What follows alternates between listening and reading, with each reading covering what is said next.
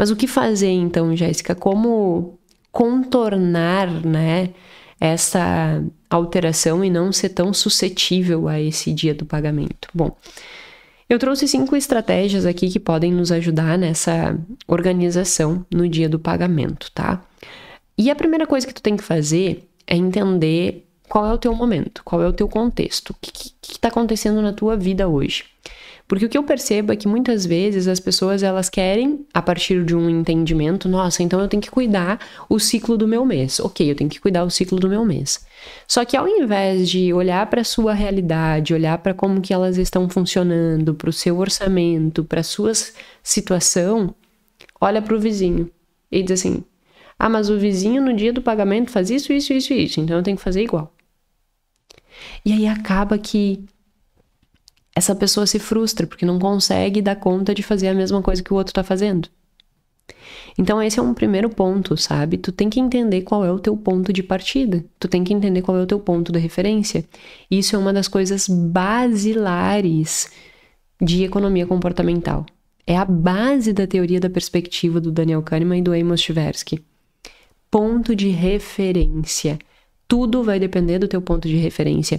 E aqui eu não tô falando só do ponto de referência financeiro, eu também estou falando do teu ponto de referência psicológico, né? Os aspectos relacionados às tuas atitudes, por exemplo.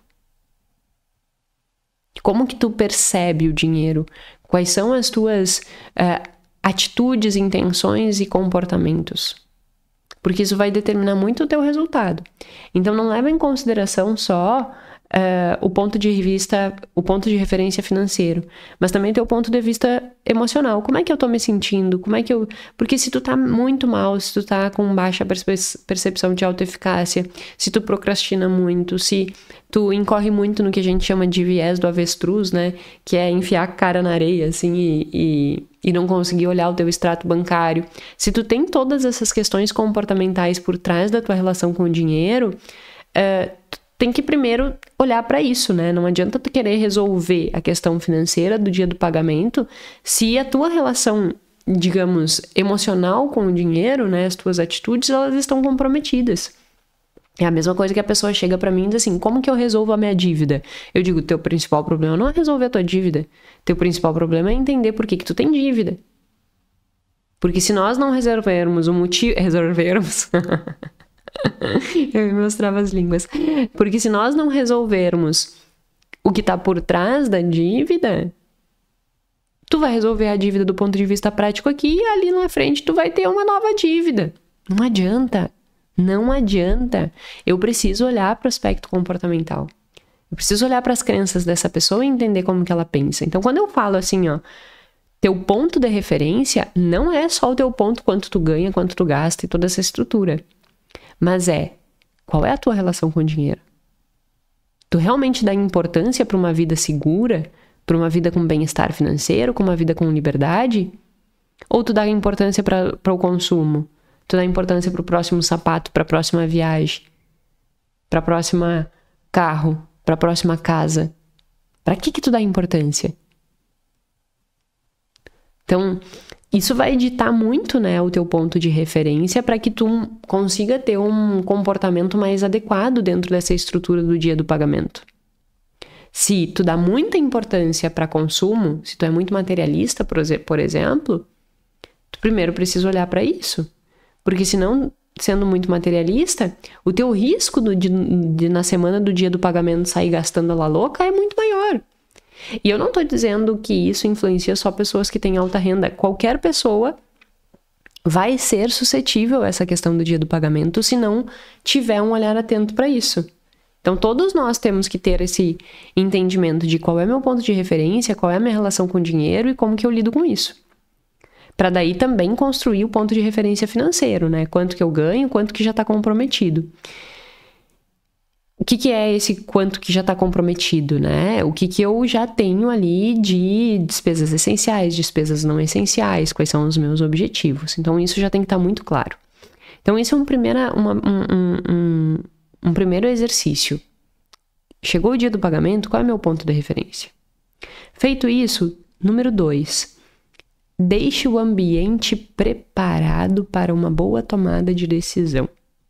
Como assim, Jéssica? Lembre-se que antes do dia do pagamento, tu tá em sofrimento. No dia do pagamento, tu tá em euforia. Nos dois lados, tu vai poder ter uma impulsividade dos gastos. Então, espera ali mais ou menos passar uma semana do dia do pagamento e faz um planejamento para o mês seguinte. E constrói esse ambiente preparado para uma melhor tomada de decisão no mês seguinte. O que eu sugiro é que tu tenha meio que um compromisso contigo mesmo de um hábito. No dia do pagamento, às 8 horas da noite, eu vou sempre fazer exatamente isso.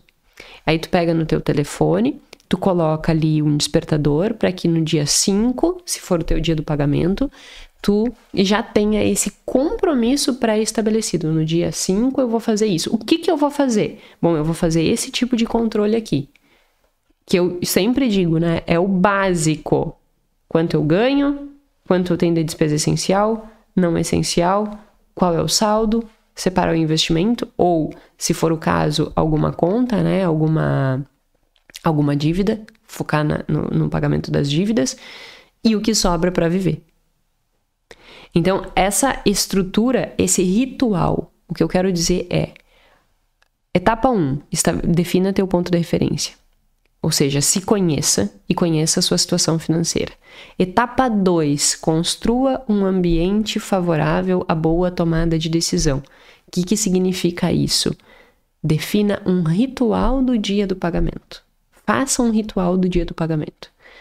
Todo dia, 5 às 8 horas, eu tenho o meu ritual do dia do pagamento. Para que eu tenha abundância o mês inteiro e a vida toda. Então, construa essa relação com o dia do pagamento de uma forma mais positiva e mais leve, fazendo essa organização. Então, construa esse ritual. E aí, a etapa 3 é automatizar a realização desse ritual. Então, o que tu puder deixar de débito automático já deixa, o que tu puder deixar de investimento automático já deixa. Isso é um nudge, né? Um dos nudges mais conhecidos e que mostram uma evidência muito forte de que funcionam. Essa automatização dos processos de tomada de decisão, porque isso vai facilitando as tuas escolhas. Então, automatize tudo isso. 4. Faça um microplanejamento semanal. Então, olha só, eu tenho meu ponto de referência, eu criei um ritual do dia do pagamento e no 3 eu automatizei todos os meus compromissos e sobrou um dinheiro, né? Então, eu automatizei todos os pagamentos, que eu não automatizei eu já paguei. Então, paguei despesa essencial, aluguel, luz, condomínio, água, internet. Paguei não essencial, o cartão de crédito, por exemplo. Paguei as minhas dívidas ou realizei já o investimento que eu tinha estabelecido comigo mesmo e sobrou um valor. Aí a gente entra para aquele valor que eu tinha dado de exemplo. Sobrou R$1.000. Desses R$1.000, separa por semana. Então, é como se tu tivesse segregando esse ciclo num ciclo menor. E isso vai fazer com que tu não tenha essa sensação de que eu tô rica no início do mês e pobre no final do mês. Então, ele te dá essa estabilidade de consumo que dá conforto emocional. Conforto de, tá tudo bem, tá tranquilo, eu tô segura. Então, pega esses dias, né, do pagamento, esse valor, e faz essa segregação.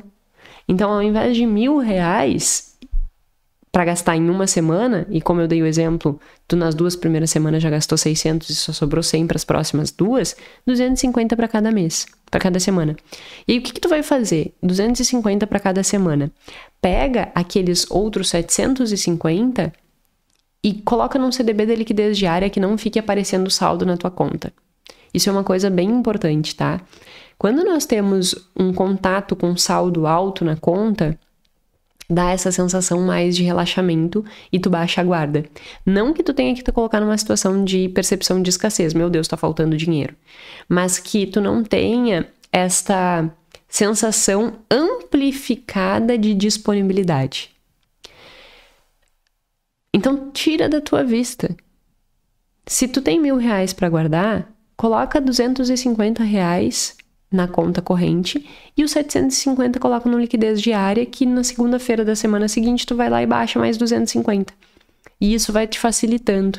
E para quem tá num processo de reestruturação financeira, é nessa fase evitar o uso do cartão de crédito, né? Usar só o débito. Ou se for usar o cartão, usa aquela estratégia, tipo, eu tenho R$250 para gastar na semana. Passa no cartão, vai lá e já faz o pagamento. Que isso é bem fácil de fazer.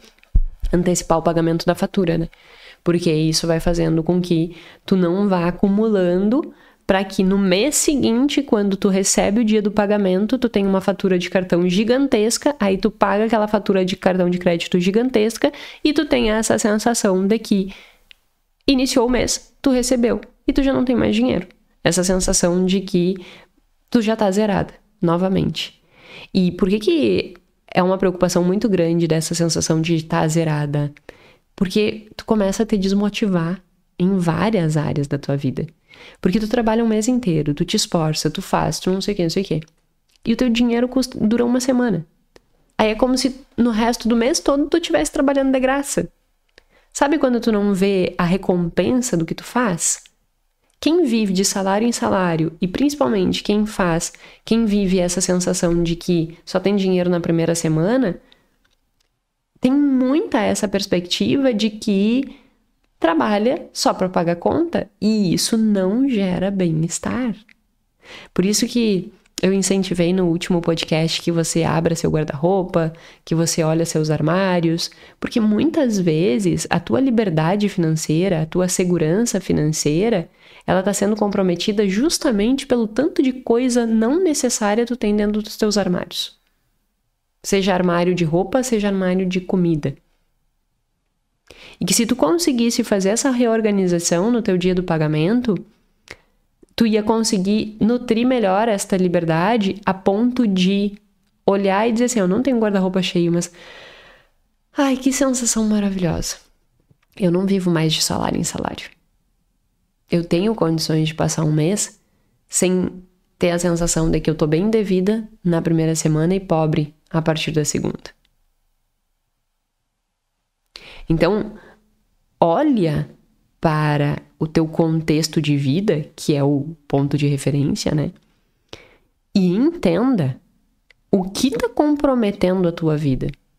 E eu sei, tem muitas pessoas que no final das contas pode ser que o que esteja comprometendo a vida seja que a renda seja baixa, né? Frente ao custo de vida. Frente à alimentação, frente ao aluguel, frente às outras despesas. E aí também nós vamos passar por uma mudança comportamental para mudar essa estrutura. Então eu vou buscar aumentar minha renda. O que eu preciso fazer para buscar minha renda? Eu tenho que ter uma alteração comportamental. Se a pessoa trabalha das 8 da manhã às 6 da tarde e não faz nada mais do que é solicitado, e não estuda, e não se compromete, e não busca, ela não vai aumentar o salário dela. Então precisa haver uma mudança comportamental também para ganhar mais. E para gastar menos. Para diminuir esse nível de necessidade e de desejo. Tem um estudo que eu já mencionei aqui também, que ele mostra que a pessoa que tem um maior bem-estar não é aquela pessoa que tem maior necessidade, mas é aquela que tem menor necessidade. Porque por vezes nós achamos que a realização está naquele consumo, quando na verdade aquele consumo está nos aprisionando. Quando tu tem um foco muito grande na próxima roupa que tu vai comprar, no próximo telefone que tu vai comprar, no próximo computador, na verdade o que tu tá chamando de liberdade é a tua prisão. E aí tu tá te aprisionando ainda mais nessa estrutura cíclica do dia do pagamento, em que tu vive essa oscilação no mês. Para as mulheres é quase como se fosse uma TPM.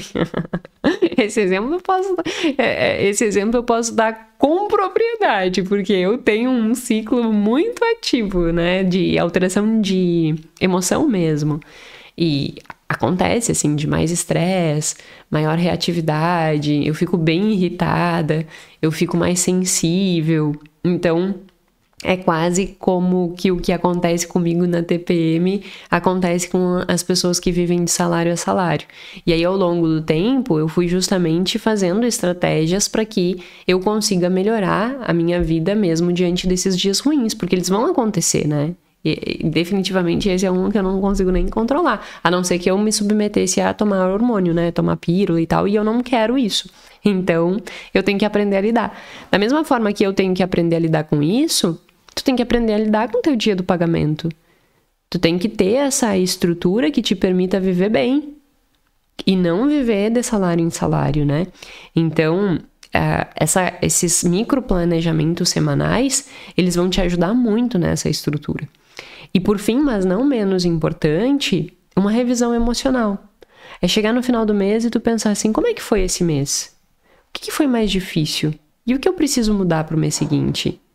Nossa, eu gastei muito na primeira semana mesmo, tá? Então o que eu preciso fazer? Nossa, eu não tô conseguindo fazer frente a todos os meus compromissos. Ok, que mudanças de comportamento eu tenho que ter para reduzir despesa e aumentar ganho? E quais são os aspectos emocionais que estão me impedindo de fazer isso? Será que é porque eu tenho uma crença muito forte de que eu tenho que viver o presente? De que eu tenho que ter muitos bens materiais? De que eu fico comprando coisas para regular minha emoção? O que está por trás disso? Então, essa autoanálise, ela é muito importante. E se puder, né, que ela seja feita por escrito, que ela seja desenvolvida uma autoanálise mesmo. Tipo, pega um papel e uma caneta no final do mês e faz, como é que foi o meu mês? O que foi mais difícil? O que eu preciso mudar no mês seguinte? E não só do ponto de vista do dinheiro, mas desses aspectos emocionais, desses aspectos que envolvem a tua percepção sobre a tua relação com o dinheiro. E o que tu precisa melhorar nesse aspecto? Porque isso vai te dando maior nível de consciência. E isso vai facilitando uma melhor tomada de decisão com o teu dinheiro. Então, nunca feche o mês, né? Sem que tu consiga ter uma avaliação do teu progresso. Porque no final das contas, essa revisão nada mais é do que avaliar o teu progresso. Se tu conseguir perceber que tu tá tendo progresso, isso te motiva. Então não deixe de fazer essa avaliação. Mas, Jéssica, eu não percebi progresso, pelo contrário, eu percebi uma piora. Ok, então volta para a pergunta, o que eu preciso fazer diferente? Porque pode acontecer, mas o que eu preciso fazer diferente? Qual foi o aspecto que comprometeu um melhor resultado nesse mês? O que eu preciso fazer diferente? Nós temos que entender que todas essas coisas, elas exigem de nós um movimento ativo. Muitas vezes, por inúmeros aspectos emocionais, comportamentais, psicológicos, as pessoas elas querem a resolução das coisas sem que haja um envolvimento muito grande para aquilo. Sabe aquela pessoa que tu olha e diz assim, tu podia fazer tal coisa, e a pessoa olha assim, eu até queria, mas... Essa pessoa não quer, na real. E não é que ela não queira o resultado daquilo, ela não quer passar pelo processo de atingir aquele resultado. Ela ainda não percebeu que sem aquele esforço ela não vai chegar no resultado. Então, é necessário ter este comprometimento real em olhar e dizer assim, vai ser difícil e desafiador. Eu sei. Vai ser difícil e desafiador. Ok. Eu tô disposto. Eu tô disposto a fazer isso. Porque se não tiver essa disposição, se não tiver esse comprometimento em entender que não vai ser um processo que vai se resolver e muito menos que não vai ser um processo que a resolução vai chegar a ti de forma mágica, não tem como ter a mudança. Tu vai seguir sendo suscetível a todas essas alterações comportamentais do dia do pagamento. Então assim, entenda que tu vai precisar ter um padrão de comportamento ativo. Passividade não resolve. E quando eu digo ativo, é realmente se envolver com a questão. Tu vai ter que investir tempo da tua vida para cuidar do teu dinheiro, para cuidar das oscilações diante do dia do pagamento, para que tu consiga, depois de muito tempo fazendo isso, ter uma boa situação financeira. Se não houver este comprometimento, dificilmente haverá mudança.